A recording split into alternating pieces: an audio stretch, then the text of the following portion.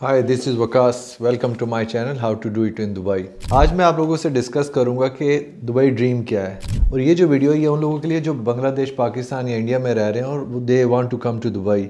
Even कि अगर एक लेबर है जो यहाँ पे आ रहा है 1000 दिरहम सैलरी पे आ रहा है। अब इस किस्म की जो सैलरी ले रहे होते हैं तो उनको सैलरी तो मिल रही होती है बट उनको अकोमोडेशन नहीं प्रोवाइड की जाती। और या फिर वो लोग एक कार लेंगे on rent. 10,000 will work for you. How मैं आपके लिए एक मॉर्गेज प्लान बना सकता हूँ जिसका क्या आपको फ़ायदा होगा कि आप लोगों का जो रेंटल जा रहा है it will reduce and again it will be a saving plan for you guys.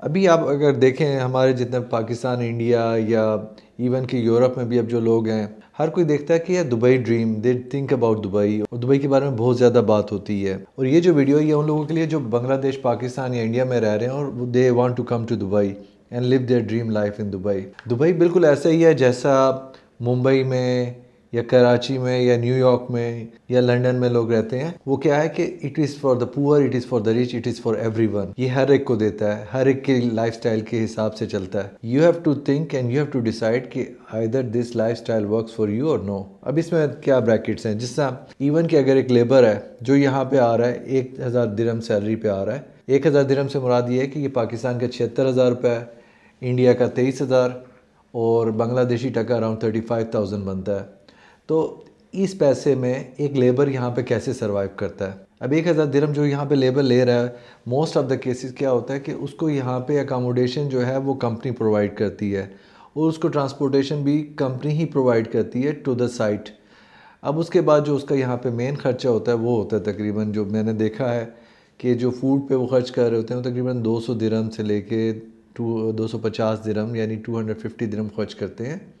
उसके बाद वो 50 से 100 दिरहम का उनका अलाउंस वो रखते हैं अपने लिए, कॉलिंग के लिए, इंटरनेट के लिए और इस किस्म की चीज़ों के लिए। और कुछ लोगों का सिगरेट का अलाउंस होता है 60 टू 100 दिरहम का अलाउंस होता है। उसके बाद जो पैसा बचता है व्हाट दे डू, वो अपने मुल्क में भेजते हैं और वो पैसा होता है तकरीबन 500 से 600 दिरहम के ऑन एवरेज। उसमें उन्होंने सेव करना होता है, फैमिली को देना होता है। अब ये 500-600 दिरहम कैलकुलेट कर लें कि क्या ये वर्क करता है before you come to Dubai, अगर ये वो लोग हैं जिनका 1000 दिरहम का सैलरी ब्रैकेट है। Now let's come to the second bracket which is like most common 3000 से 3500 का सैलरी ब्रैकेट है। उसमें क्या होता है कि जो 3000 से 5000 सैलरी ले रहे होते हैं, normally they are not labour, they are white collar people. और उसमें क्या होता है, they are doing some admin job, some office job, और उसमें वो ये सैलरी ले रहे होते हैं। अब इस किस्म की जो सैलरी ले रहे होते हैं तो उनको सैलरी तो मिल रही होती है बट उनको अकोमोडेशन नहीं प्रोवाइड की जाती in most of the cases from the company. So they have to take a accommodation by themselves. इस अकोमोडेशन को टेक आउट करने के लिए, रेंट आउट करने के लिए they go to different places like bed spaces. ये बेड स्पेसिस का ऑप्शन होता है उनके पास, या फिर they will take a small partition और they will be taking partition in some areas where metro is connected और बस कनेक्टिविटी होती है, क्योंकि इनको कम्यूट करना होता है अपने ऑफिस के लिए थ्रू मेट्रो, थ्रू बस, और या फिर they try to live near to their office space. ठीक है। अब इसमें क्या होता है कि यहाँ पे जो एक बेड स्पेस होती है ये 600 दिरहम से लेके और 1500 दिरहम, 2000 दिरहम तक जाती है, डिपेंड ऑन कि आप क्या लोकेशन पे जा रहे हैं और कितना मैनेज कर रहे हैं। उसके बाद आपका जो ट्रांसपोर्टेशन कॉस्ट है इन दुबई, ये आपका 250 दिरहम से लेके 400 दिरहम तक के दरमियान में आपका इजीली जाता है। You are almost spending like in accommodation and transportation around 1500 to 1800 dirham. उसके बाद आपके पास होता है फूड अलाउंस। मैंने कई लोगों को देखा who living in this bracket, they spend from 500 to 700 dirham on average on food, जिसमें वो मैनेज कर रहे होते हैं। They make the grocery by themselves, they cook by themselves, और sometime they go and enjoy restaurants like वो KFC, McDonald try करते हैं, एंजॉय करते हैं, दैट्स देयर लाइफ स्टाइल। और उसके बाद जो कुछ पैसा बचता है, specially Indian, Bangladeshi and Pakistani people and some of the Filipinos, they spend the money in their home country to their family, और that's how the circle works. So this is the bracket of 3000 to 3500 जहाँ पे लोग रह रहे हैं and they are managing their life style between 3000 to 3500 dirham.